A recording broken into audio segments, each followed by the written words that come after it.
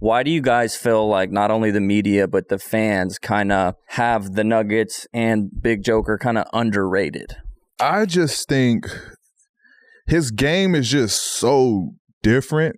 Yeah. I think he's one of those guys that, like, when you look back at it and you see what he's doing, it's like, oh, okay, because there's nobody to compare him to. Mm-hmm. You know what I mean? So I think that's why it's so tough to like fully like understand or wrap our minds around like how great and how good of a talent he is. Like we know he's special, but it's just no one that we can compare him to. You know what I mean? Like, and it's one of those things when it's all said and done, hopefully he has, you know, championships to go along with his game, and we'll be like, oh, okay, like he was special. He had an amazing era, his career. Same with Russ. Like, we like, people is always in the now. Couple years from now, when he's retired, we'll understand like just how tough and how hard it was to average a triple-double. He did it 4 times. Like, I think he's on that spectrum just because we've never seen a guy like this who's not athletic, you know, right. But will give you buckets left and right, quick. Run the floor, cook. Big cooker. That needs to be his name, the big cooker. God. Yeah. And I think that's just my take on why he's just such under the radar. Yeah, and I think also he's also in the era of where we are now. I feel like everything has to be seen. People want to know, and he doesn't have that social presence. Right. So people feel like there's a disconnect because they don't know what he's eating for breakfast, and they don't know we may see a tonal fit, we may not. Right. Like, that's about as much as you can get. You're like, oh shit, the Joker got on a suit, and that's all you hear.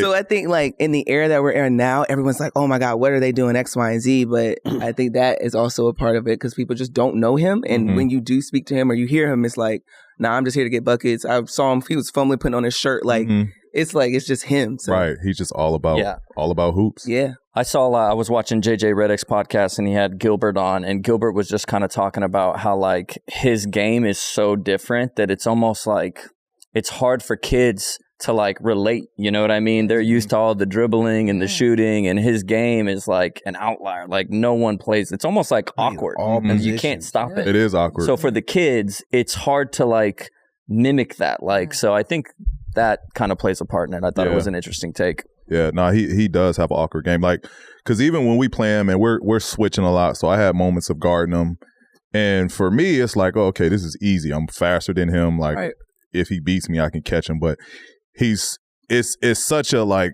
fundamental game that it's hard to explain because he counters everything. Yeah.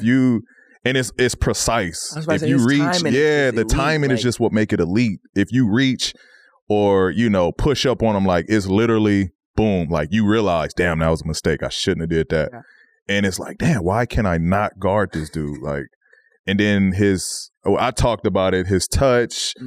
He don't jump high, but he just knows how to position himself to get rebounds. Like, hey, we've never figured out how to guard him. Just seen it. You've seen a lot of that. Yeah, it's killing Anthony Davis. And I thought that was going to be a tough matchup for him. And it didn't look like it. Jokic was doing even crazier shit. Anthony Davis did okay. AD, shout out Lakers, okay. Shout out AD. But it shows how good he is for him to be doing that against him. It's just bad. They be hating on my Lakers.